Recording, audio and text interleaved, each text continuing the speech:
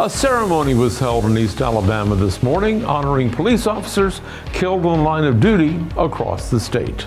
Good mental health was the topic of a local summit, and several local events planned for this weekend have been postponed on account of weather. Wet weather in store for the first half of the weekend across East Alabama. We will have the complete weekend forecast coming up. Coming up in sports, there was a signing day today at Alexandria High School. We have more on this in just a minute as EAN Local News starts now.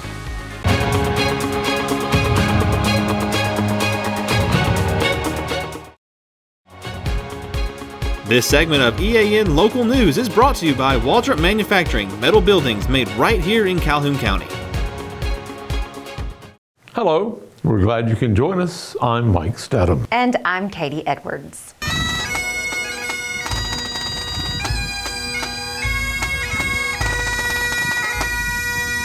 In spite of this morning's drizzle, Alabama's annual Law Enforcement Memorial Ceremony was held today at Centennial Memorial Park in Anniston.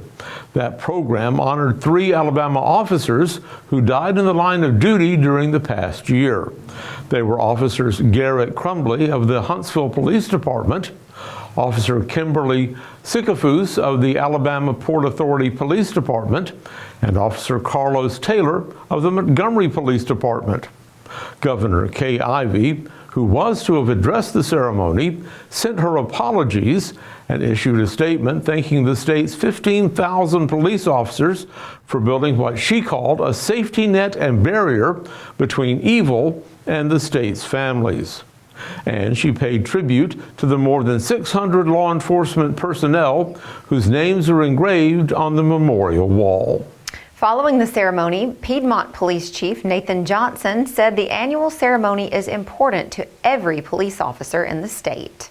Every year we come here to memorialize the ones that's fallen in the line of duty, to see everybody attend, to see the families here. It's very touching just knowing that we have such support in our community. And JSU Police Chief Michael Barton says the memorial wall reminds the public of the sacrifices that have been made to make Alabama communities safer places to live.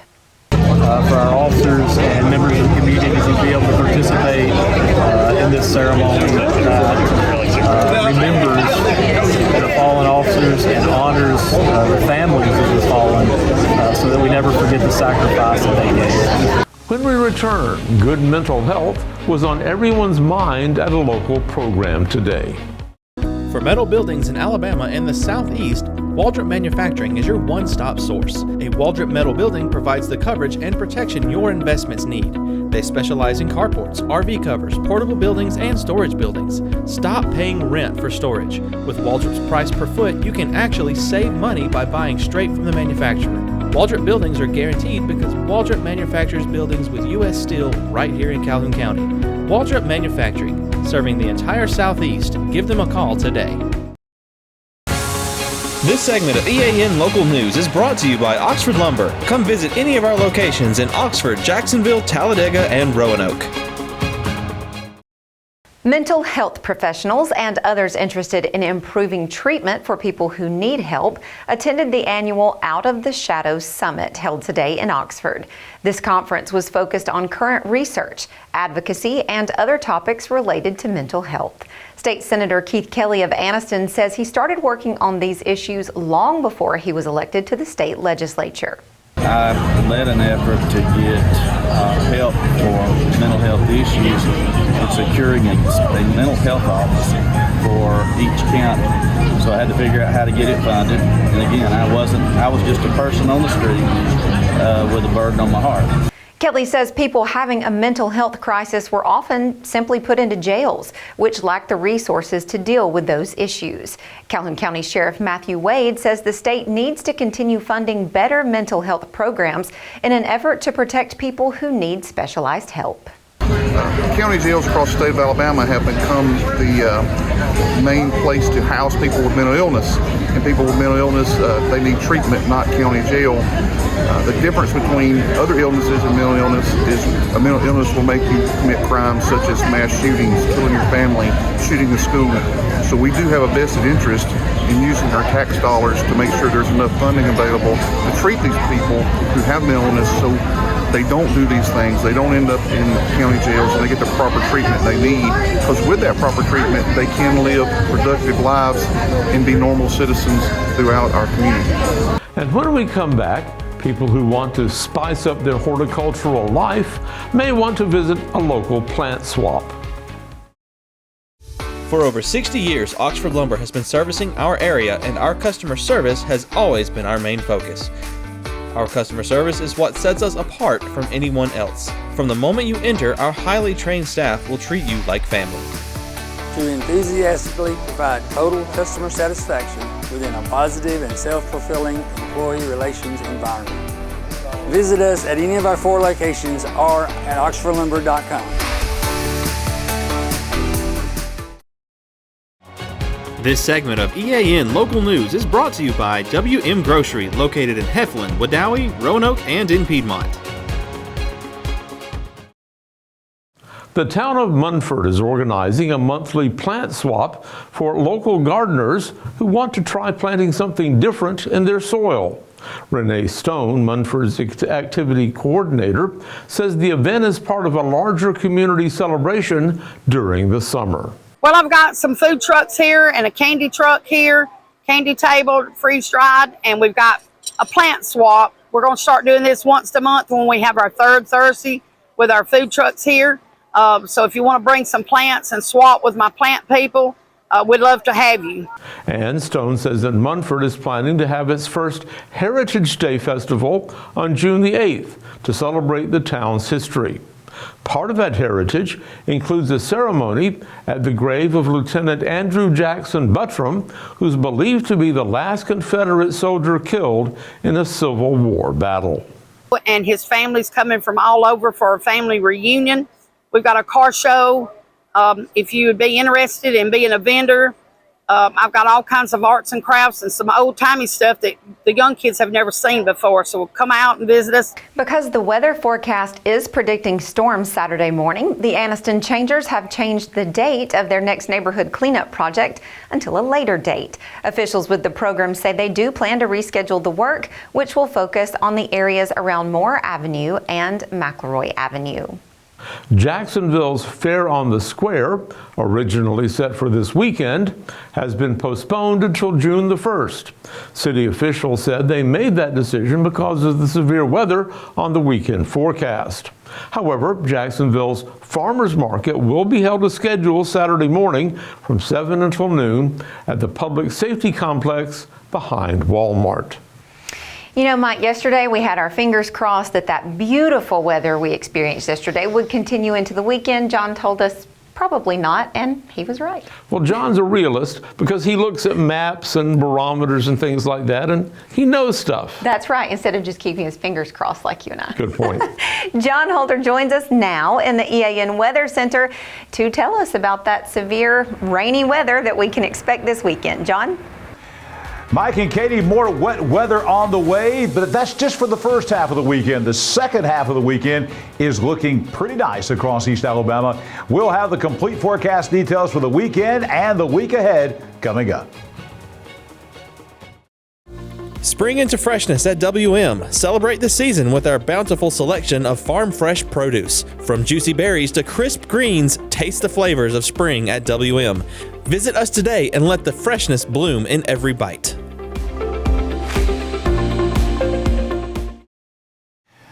Lots of cloud coverage today across East Alabama. Very little rainfall, but the cloud cover kept those temperatures certainly below normal for this time of year. Average high is 82 today, only 74 because we basically did not see any sunshine today. Our morning low this morning way above the average at 67 degrees.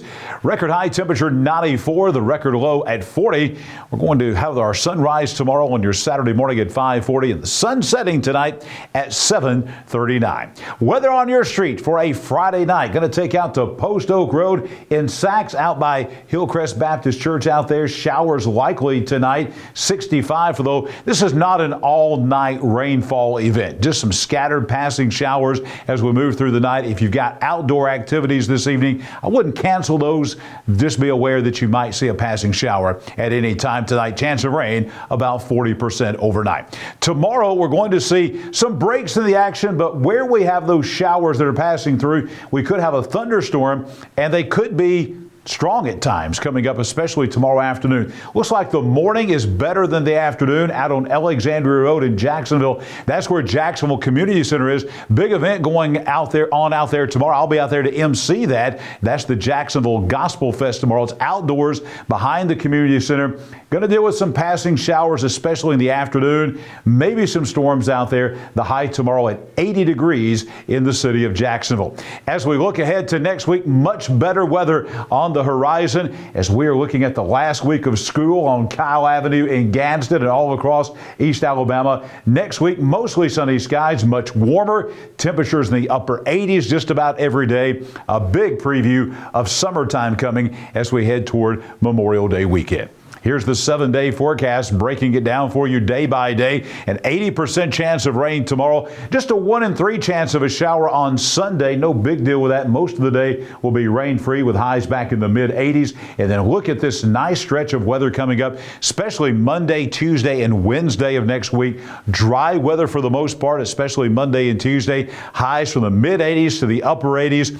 Less than a 20% chance of a shower on Wednesday. We'll bump up the rain chances to about 40% by the end of next week. But again, those will be the late afternoon, early evening. Scattered showers and thunderstorms with the heating of the day. Typical summertime weather. Highs all week long in the mid to upper 80s. Nighttime lows mainly in the lower to mid 60s. Not too bad across East Alabama. Let's look further than that because we mentioned school is out next week. Our 8 to 14 day temperature outlook. This will take us through Memorial Day and the week after Memorial Day. We're looking at temperatures way above normal across East Alabama and really the entire Southeast. A lot of folks for Memorial Day and the week after. That's big vacation time. If you're going down to the Gulf Coast or anywhere in the Southeast, expect temperatures to be above normal for this time of year. All in all, the temperature is not looking too bad at all as we close out the month of May and get into the month of June, looking way out.